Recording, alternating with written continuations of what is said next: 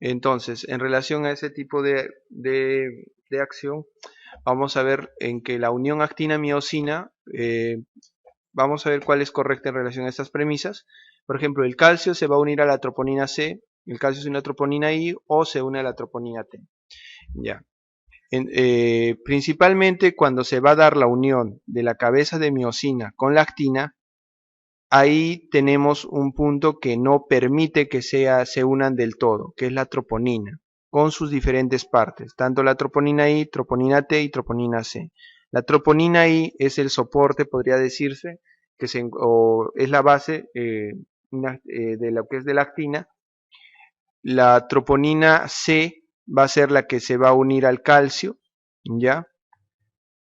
Y la troponina T es la que se va a permitir que se libere el sitio de acción o el sitio de unión entre lo que es la actina con la miosina, ¿ya? La liberación del calcio desde el retículo sarcoplásmico se realiza por difusión simple. Durante el fenómeno de contracción se va a requerir del calcio, como vimos para lo que es la fase 2 del potencial de despolarización. Entonces se requiere de un mayor nivel de calcio a nivel intracelular. No solamente va a haber una apertura de los canales de sodio lento calcio a nivel de la membrana celular, sino también el retículo sarcoplásmico tiene un pequeño depósito de calcio. Entonces, cuando se requiere del calcio para lo que es la contracción, también el retículo sarcoplásmico se apertura en una serie de canales de calcio, pero no son canales que van a activarse por difusión simple, o el mecanismo de paso no va a ser por difusión simple, sino va a ser por transporte activo, ¿ya? Y esto va a generar que haya una liberación del calcio desde lo que es el retículo sarcoplásmico hacia lo que es el medio intracelular, ¿no? Favoreciendo todo lo que es la contracción. Las bandas sí están conformadas por actina, miosina. Vimos que solamente están conformadas por por miosina, y las bandas A están conformadas por actina y miosina. Entonces aquí, la respuesta sería la A, porque el calcio se va a unir solamente a la troponina C. La troponina I está unida a la actina, la troponina T solamente está en lo que es el sitio de unión de la actina. Entonces, la respuesta aquí sería la A. Ya, como pueden ver, esta parte es un poquito a veces difícil de explicar. Solamente hemos planeado tener dos preguntas o tres sobre este tema, porque digamos es algo que no se pregunta con frecuencia, ¿ya? El consumo de ATP en cada contracción muscular cardíaca y periférica se emplea en el golpe de remo de la contracción, el deslizamiento de las fibras de actina sobre la miosina, la separación de la miosina de la actina en la relajación, la entrada de calcio a través de los canales lentos del sarcolema o la firme unión de la miosina con la actina produciendo el rigor. El consumo de ATP generalmente uno pensaría que inicialmente se va a dar cuando se da la unión entre lo que es la actina o la cabeza de miosina con la actina, pero en sí el consumo de ATP principal que se va a dar en la contracción muscular cardíaca va a ser en la separación de la miosina de la actina durante la fase de relajación. Ahí es donde se va a dar el consumo de ATP principalmente, ¿ya? El golpe de remo de la contracción está en relación a lo que es la unión o el acoplamiento de la cabeza de miosina con la actina. Como vimos ahí es lo que es por la actividad ATPasa que va a tener la cabeza de miosina. Entonces ahí se va a liberar va a haber el consumo de ATP, mientras que el segundo fenómeno o la segunda porción donde se va a consumir ATP, pero de manera principal va a ser en la separación de la miosina con la actina en la fase de relajación. Ahora, la entrada de calcio a través de los canales lentos del sarcolema no va a llegar a tener tipo de consumo de ATP. Vimos que son canales voltaje dependientes, ¿no? Los de la membrana celular.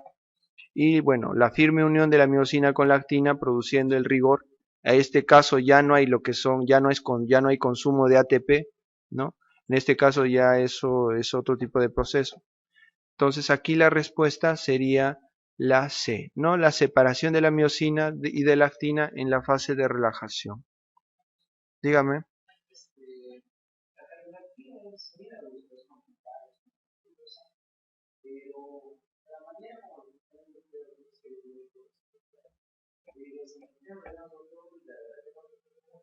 Allá.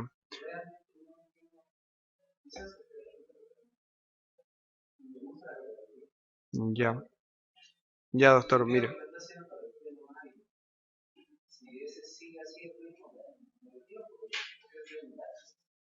Miren, generalmente si quieren podemos hacerlo de manera más dinámica, no hay por mí no hay ningún problema, ¿ya? Y si hay algún tipo de, digamos, dificultad en la parte de eh, lo que es la exposición, por mí puedo ir a avanzar un poco más lento, por mí no hay ningún problema, doctor, ¿ya? ¿Ya? Entonces vamos a ir avanzando. Si tuvieran alguna duda o no me han entendido hasta el momento, vamos a ir entonces de una manera más lenta para que podamos avanzar, ¿no? Y todos estemos satisfechos con el desarrollo de la clase. ¿Listo? Entonces, en este caso, por ejemplo, doctor, si usted tuviera algún tipo de duda o no estuviera de acuerdo en alguna parte, por ejemplo, o qué es lo que le ha quedado de esa parte, por ejemplo, duda, si me pudiera decir. Ah, ya. O sea, la premisa en sí está un poco enredado, es lo que me quiere decir. Perfecto, no hay ningún problema, ¿ya?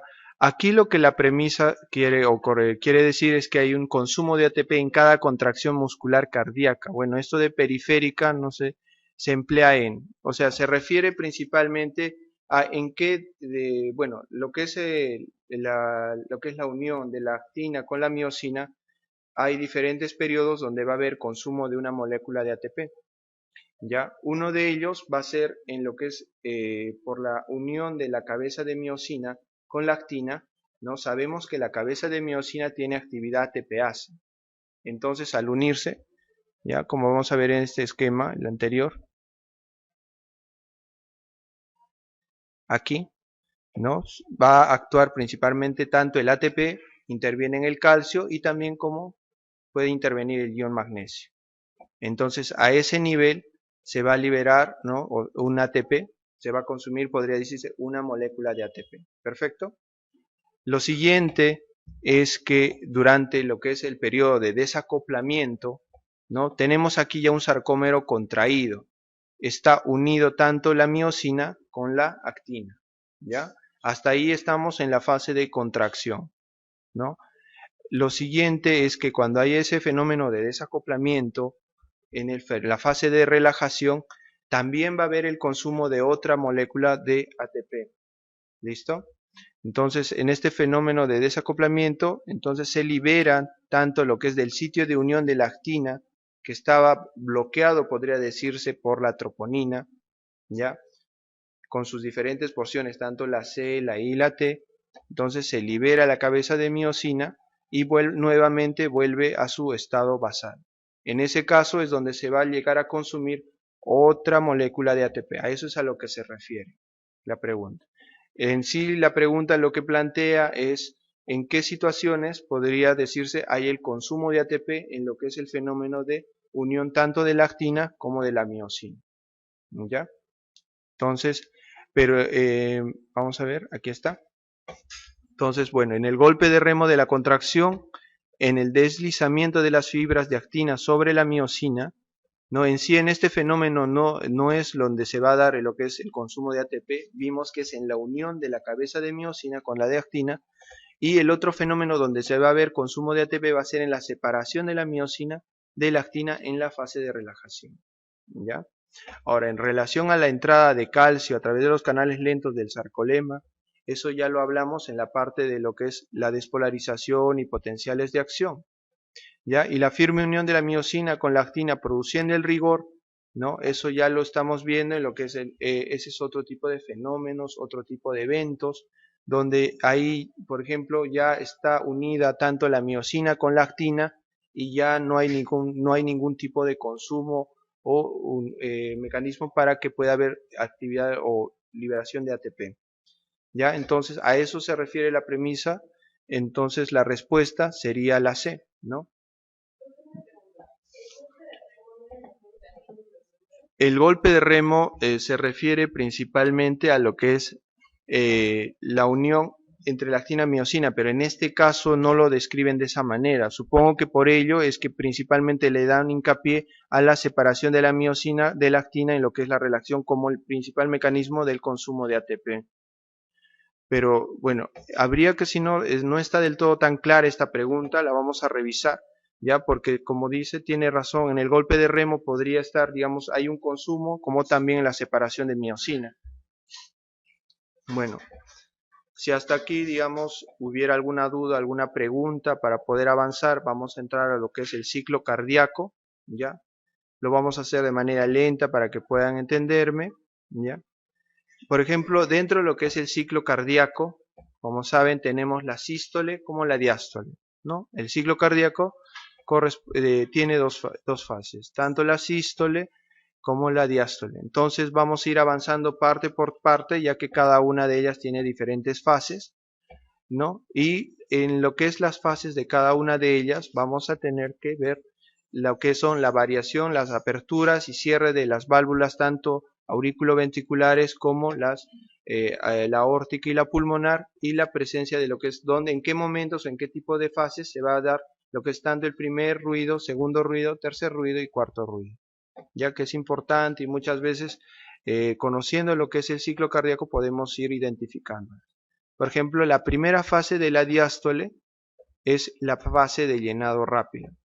Por ejemplo, es que tenemos un corazón, ¿no?, que ya está en fase de relajación, donde va a haber una entrada de sangre desde las venas hacia las aurículas y posterior a ello de las aurículas hacia los ventrículos. En esta fase de llenado rápido tenemos que las válvulas hay apertura de las válvulas auriculoventriculares inicialmente, permitiendo la entrada de sangre desde las aurículas hacia los ventrículos, ¿ya? Después tenemos la segunda fase, la fase de diástasis, donde continúa lo que es el paso de sangre tanto desde las aurículas hacia los ventrículos. Ya es un fenómeno pasivo, podría decirse, donde como están abiertas las válvulas auriculoventriculares, permite que haya un paso de sangre, ¿no? No hay ningún tipo de, digamos, particularidad, podría decirse, en esta fase. Y después tenemos la fase de sístole auricular, ¿no?, que es donde hay un pequeño volumen de sangre que podría decirse que se queda en las aurículas, y eso hace, y a través de lo que es la contracción auricular, va a permitir que esa sangre que está quedando pase a los ventrículos, y entonces ya tenemos un ventrículo favorezco, permite un adecuado llenado ventricular. Entonces, durante todo lo que es las fases, desde la fase de llenado rápido hasta lo que es la sístole auricular, las válvulas sigmoideas se van a mantener cerradas. Ya la única dinámica va a ser en relación a la válvula auriculoventricular. Ahora, al final de la sístole auricular, como ya se han llenado los ventrículos, esto va a hacer que se produzca el cierre de las válvulas auriculoventriculares, ¿no?, que va a corresponder al primer ruido cardíaco. Entonces, al final de la sístole auricular se va a dar el cierre de las válvulas auriculoventriculares y con ello el primer ruido. Aquí, como el ventrículo está totalmente lleno, se habla de lo que es el volumen telediastólico, ¿no? Al final de la diástole, entonces, tenemos un volumen aproximado de 120 mililitros en promedio, ¿ya? Después tenemos la siguiente fase, tenemos la sístole, donde ya en general se va a dar la contracción ventricular. Inicialmente, como tenemos un ventrículo totalmente lleno de sangre, entonces va a haber un incremento de la presión ventricular. Como hay un incremento de la presión ventricular, pero recuerden que en este momento están cerradas tanto las válvulas auriculoventriculares como las válvulas sigmoideas, solamente va a haber un incremento de la presión, manteniendo el volumen de manera normal, o sea, se mantiene el volumen en 120 mililitros. Por ello, la primera fase se llama contracción isovolumétrica, ¿no? El volumen se mantiene normal o igual, solamente hay un incremento de la presión ventricular. Recuerden que en esta fase todas las válvulas se van a encontrar cerradas, ¿ya? Entonces, el cierre de la válvula es al final de la sístole auricular o al inicio de la contracción o de la fase de la contracción isovolumétrica. tenemos entonces, como hay un incremento de la presión ventricular por el volumen telediastólico, va a comenzar lo que es la apertura de las válvulas sigmoideas. Entonces es porque va a haber una diferencia de presión o un gradiente de presión, o sea, una presión mayor, la presión ventricular llega a ser mayor que la presión aórtica y eso llega a aperturar tanto las válvulas sigmoideas, tanto la aórtica como la pulmonar.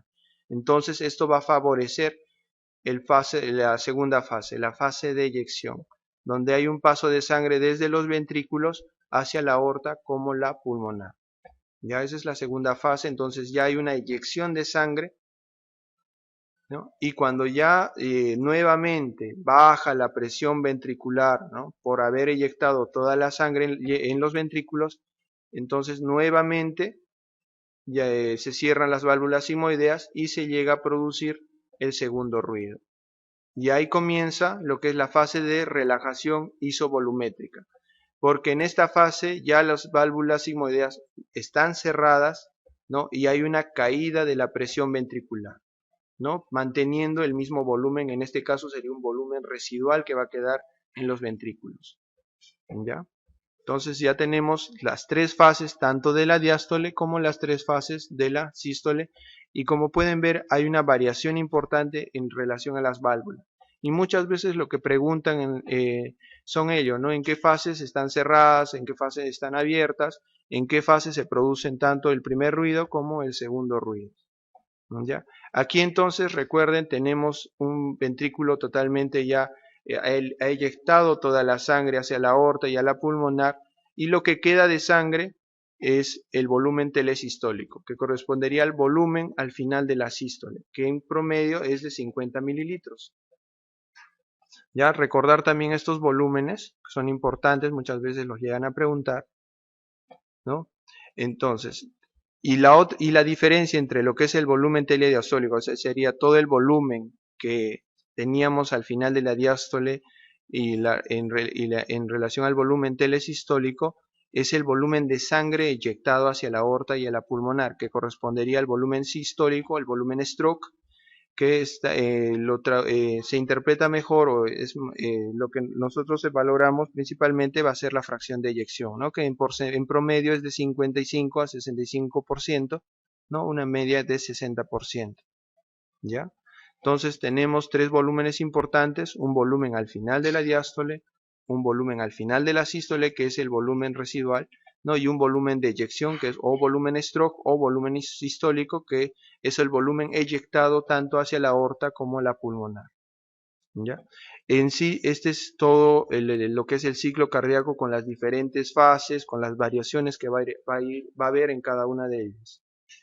¿Ya? Este es otro esquema, pueden ver en la diástole, ¿no? Aquí tenemos las válvulas auriculoventriculares abiertas.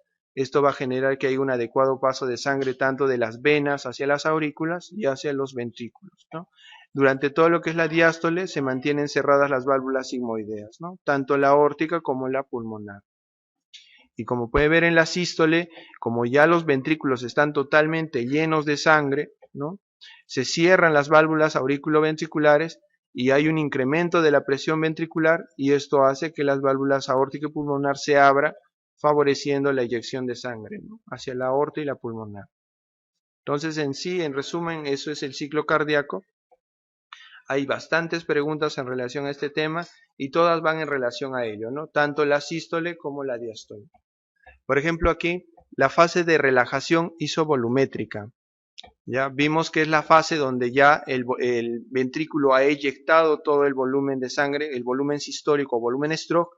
Entonces, vamos a ver qué características puede llegar a tener, ¿no? Por ejemplo, coincide con el segmento ST del electrocardiograma, el volumen residual aumenta lentamente, su comienzo está marcado por el segundo tono, su comienzo está marcado por el punto cero del apex cardiograma. El apex cardiograma corresponde a la relación de las pulsaciones del corazón en relación al tórax, ¿ya? El punto cero principalmente corresponde no solamente a la relajación isovolumétrica, sino a la fase de llenado rápido de la diástole, ¿ya? El ventrículo está en comunicación con las aurículas, ¿no? Como vimos en la fase de relajación isovolumétrica, tanto las válvulas auriculoventriculares como las válvulas sigmoideas se encuentran cerradas. Entonces ya descartamos que el ventrículo esté en comunicación con las aurículas, ¿no?